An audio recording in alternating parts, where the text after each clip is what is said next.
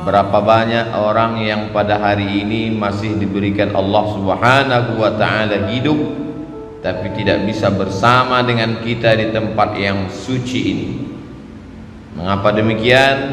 Karena dicabut Allah Subhanahu wa ta'ala nikmat sehat.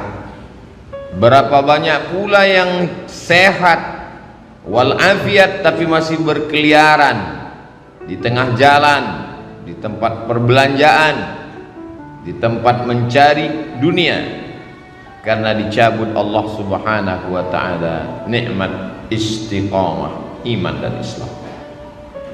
Yusbihu mu'minan, paginya beriman, wa yumsi kafiran, petangnya kafir. Begitu cepat hati itu berubah. Makanya di antara doa yang diajarkan Nabi, ya muqallibal qulub, engkau yang membolak-balikkan hati, sabbit qulubana, kokohkan hati kami, ala dinik, dalam agamamu, wa ala ta'atik, dalam ketaatan kepadamu. Wahai Mu'adz bin Jabal, nanti engkau akan bertugas ke Yaman, mengumpulkan zakat dan berdakwah, engkau akan sibuk. Maka baca doa ini supaya hatimu istiqamah. Allahumma a'inni, tolong aku ya Allah, ala dzikrika, supaya hatiku selalu berzikir mengingatmu, wa syukrika, selalu bersyukur kepadamu, wa husni ibadatik, selalu beribadah dengan ibadah yang terbaik. Hidup ini singkat, tapi resiko yang akan diterima di alam barzakh begitu lama, dan yang lebih lama lagi adalah ketika nanti akan berhadapan dengan Allah Subhanahu wa ta'ala. Faman kana yarju liqa'a rabbih, siapa yang yakin bahwa dia akan berjumpa dengan Allah Subhanahu wa ta'ala, falyamal amalan salihah, maka di antara bekal hanya amal salih. Tapi amal soleh itu pun akan hilang seperti debu dihembus angin. Wala yusyrik bi'ibadati rabbih ahada, jangan pernah mempersekutukan Allah Subhanahu wa ta'ala. Lain asyrakta, kalau kau persekutukan Allah, la yahbatanna amaluka, maka semua amalmu gugur. Seperti pohon kayu yang daunnya rindang, dihembus angin puting beliung, lalu kemudian gugur daun-daunnya, yang tinggal hanya batang kayu dan ranting-ranting hampa. Begitulah ketika amal yang banyak tapi kemudian tidak bertauhid kepada Allah. Maka di antara doa yang diajarkan Nabi sallallahu alaihi wasallam, mengucapkan la ilaha illallah Muhammadur Rasulullah sallallahu alaihi wasallam pada saat malaikat maut mencabut nyawa. Kalimatu haqqin 'alaiha nahya, dengan itu kita hidup, wa 'alaiha namutu, dengan itu kita mati, wa biha nub'atsu, dengan itu kita akan dibangkitkan di padang mahsyar menghadap Allah Subhanahu wa ta'ala. Kalau sampai hari ini ada orang hidup nikmat, tapi hidup itu bisa menjadi laknat. Kalau sampai detik ini masih sehat, nikmat, tapi sehat akan diminta tanggung jawab, dia bisa menjadi laknat. Yang menjadi rahmat adalah ketika mulut masih mengucapkan alhamdulillah wa syukrulillah wala haula wala quwwata illa billah. Faqsusil qasasa, ceritakan kisah nabi-nabi itu, la'allakum yatafakkarun, supaya manusia berfikir. Bagaimana kematian anak amat sangat menyakitkan bagi Nabi Ayyub alaihi salam. Tanamannya kering kerontang, ternak-ternaknya mati, anak meninggal dunia. Tidak cukup dengan itu, datang penyakit kulit yang tidak berkesudahan. Apakah Nabi Ayyub mengeluh? Tidak. Istrinya Rahmah yang tidak tahan dengan penderitaan itu. Berdoalah Ayyub supaya Allah menyembuhkan. Nabi Ayyub tidak ada menyebutkan sakit dalam doanya. Dia tidak ada minta sembuh, dia hanya berkata, Rabbi anni massaniyad-dur, ya Allah, aku kena musibah, wa anta arhamur rahimin, engkau maha kasih di antara yang pengasih, engkau maha sayang di antara yang penyayang. Dia tidak ada menyebut sembuhkan aku sudah sakit, aku seorang nabi, anakku meninggal, ternakku mati, tanamanku kering. Dia tidak ada menyebut. Dia malu berkeluh kesah kepada Allah Subhanahu wa ta'ala. Orang yang sudah jatuh cinta kepada Allah, maka semua yang dilakukan Allah itu indah. Walaupun ternaknya mati, Allah tetap indah. Walaupun kebunnya kering, Allah tetap indah. Walaupun anaknya meninggal, Allah tetap indah. Walaupun anak-anaknya meninggal dunia, Allah tetap indah. Tapi tak semua orang yang berada di sekeliling kita melihat Allah indah ketika yang diberikan Allah tak sesuai dengan keinginannya. Ketika dia ingin punya anak, ternyata anak tidak kunjung tiba, dia katakan Allah tidak indah. Ketika dia ingin ternaknya beranak pinak subur, ketika yang datang adalah penyakit kematian, dia katakan Allah tidak indah. Padahal Allah itu innallaha jamilun, Allah maha indah, yuhibbul jamal, Allah suka kepada keindahan. Tapi seringkali kita mengatakan indah menurut hawa nafsu kita. Kalau tidak sesuai dengan yang kita inginkan, kita katakan tidak indah. Allah kalau sudah memasukkan cinta ke dalam hati seorang hamba, maka apapun yang diberikan Allah indah. Masuk di dalam perut ikan di tengah malam, gelap lautan, 3 kegelapan, gelap malam, gelap lautan, gelap perut ikan, tidak indah. Tapi yang keluar dari mulut Nabi Yunus bukanlah sumpah serapah caci maki.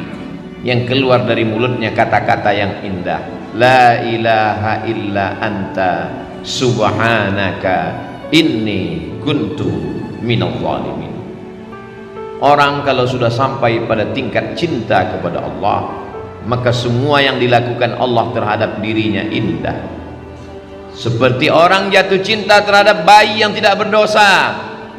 Datang bayi itu memukul wajahnya, dia tersenyum. Bayi itu mengencinginya, dia tertawa. Kenapa? Karena bayi tidak berdosa. Bayi bukan Tuhan. Bayi hanyalah hamba Allah, belum ada dosa pada dirinya. Semua yang dilakukan bayi itu indah. Kenapa? Karena orang tua sudah jatuh cinta kepada bayi.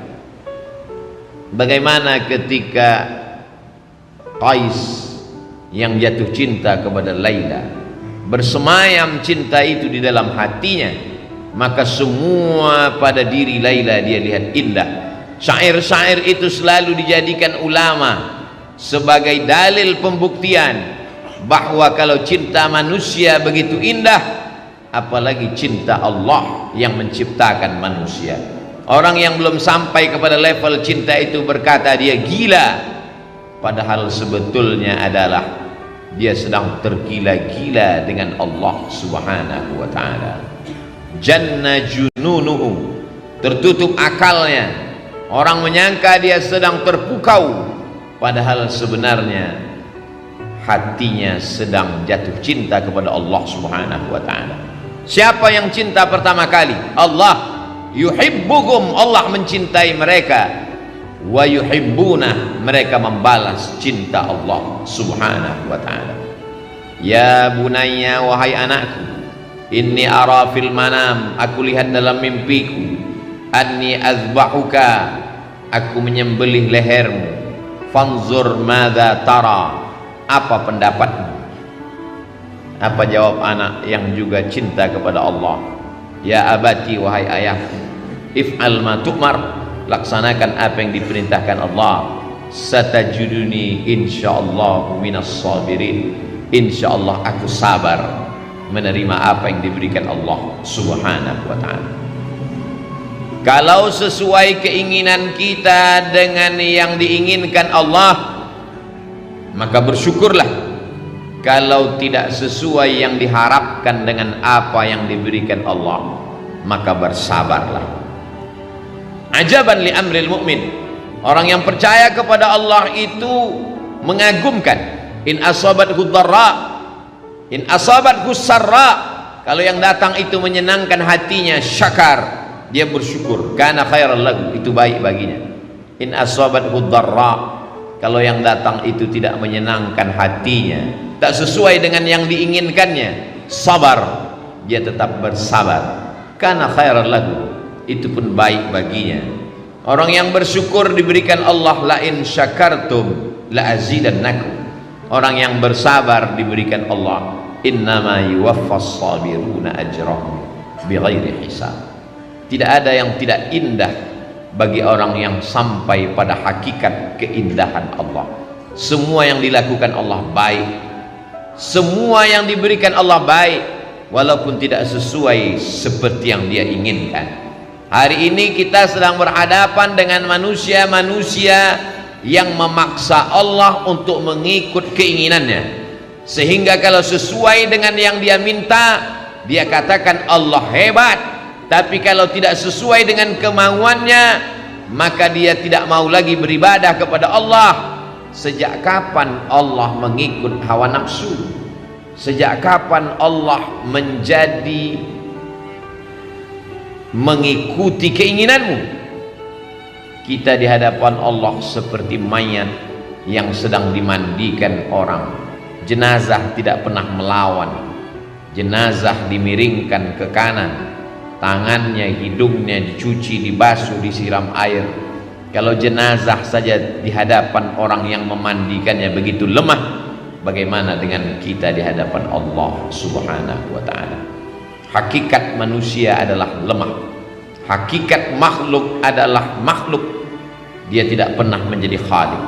Kalau kita paham hakikat ini, kita akan dapat tersenyum atas semua pemberian Allah Subhanahu wa ta'ala, walaupun sesuai dengan yang kita inginkan ataupun tidak kita inginkan. Allah ceritakan nabi-nabi itu dalam Al-Quran, la'allakum yatafakkarun, supaya kita berpikir. Kurang hebat apa lagi Nabi Nuh alaihi salam, tapi ketika tak sesuai dengan yang Allah berikan. Kurang hebat apa lagi Nabi Ibrahim alaihi salam, tapi tak semua yang dia jalani itu sesuai dengan yang kita inginkan. Kurang hebat apa lagi Nabi Musa alaihi salam, tapi dalam kehidupannya juga penuh dengan tetes peluh keringat dan air mata.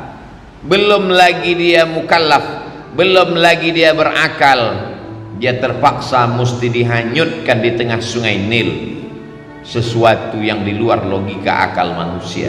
Tidak indah menurut kita, tapi begitu kehendak Allah Subhanahu wa ta'ala.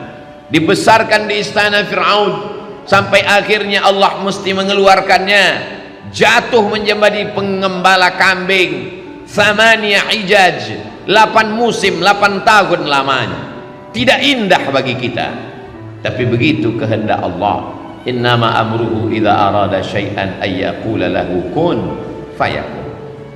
Kalau ada dalam hidup ini tidak indah, padahal kita sudah berbuat baik, berniat baik, berpikir baik, berkata baik, berbuat baik, datang tidak baik, satu-satunya kunci hanya husnuzan kepada Allah Subhanahu wa ta'ala. Husnuzan kepada Allah itu indah. Innama ana inda husni zanni abdi bi, aku menurut prasangka hambaku kepada aku. Satu-satunya cara menerima keputusan Allah hanyalah ridha. Makanya sebelum matahari terbit kita katakan raditu billahi rabba, aku ridha engkau sebagai Rabbku, aku ridha engkau sebagai penciptaku, aku ridha engkau sebagai pengatur hidupku, kuserahkan semuanya kepadaku. Setelah aku berusaha, setelah aku berdoa, setelah aku bertawakal, puncaknya adalah ridha. Hanya orang-orang yang ridha kepada Allah yang diundang menemui Allah. Ya ayyatuhan nafsul mutmainnah, wahai jiwa yang tenang. Mengapa jiwa itu tenang? Karena dia sudah ridha sampai kepada level maqam tertinggi, maqam ridha. Irji'i ila rabbiki, kembalilah engkau menghadap Allah radiyatan mardiyah, engkau ridha dan Allah pun ridha kepada. Setelah ridha, fadkhuli fi ibadi, masuklah bersama hamba-hambaku yang ridha. Wadkhuli jannati, masuklah ke dalam surgaku, karena hanya orang-orang yang ridha kepadaku lah yang masuk ke dalam surga. tapi hati kita belum tentu ridha terhadap semua keputusan Allah. Hati itu keras, hati itu melawan, hati itu berontak. Aku sudah sholat, aku sudah puasa, aku sudah berzikir, aku sudah sedekah, sudah bangun masjid, kenapa tidak sesuai seperti yang kuinginkan? Ada satu yang belum. Mungkin kau sudah ikhlas menggunakan hartamu, mungkin kau sudah tulus menggunakan nyawamu, tapi satu yang belum, kau belum ridha menerima keputusan Allah Subhanahu wa ta'ala. Sehingga ketika orang sudah masuk ke dalam surga, Allah bertanya, "Madza turidun?" Hai penghuni surga, apa yang belum kalian dapat? Jannatin tajri min tahtihal anhar, surga beserta isinya, taman-taman yang indah, semua sudah dapat. Apa yang belum? Penghuni surga menjawab, ada yang satu yang belum ya Allah, ridhaka, kami belum dapat ridhamu. Kata Allah, ridhaku hanya diperoleh orang yang ridha menerima segala keputusan. Berat, sakit, tapi dia tetap tersenyum karena dia tahu bahwa yang memberikan ini adalah Allah. Rencana Allah jauh lebih indah. Kata-kata terlalu mudah diucapkan lidah, tapi ketika sampai dalam diri kita, yang membuat kita ridha itu pun hanya Allah Subhanahu wa ta'ala. Kita hanya mampu berkata la haula wala quwwata illa billah. Barakallahu li wa lakum fil Qur'anil azim wa nafa'ani wa iyyakum bima fihi minal ayati wadh-dhikril hakim wa taqabbala minni wa minkum tilawatahu innahu huwal ghafurur rahim.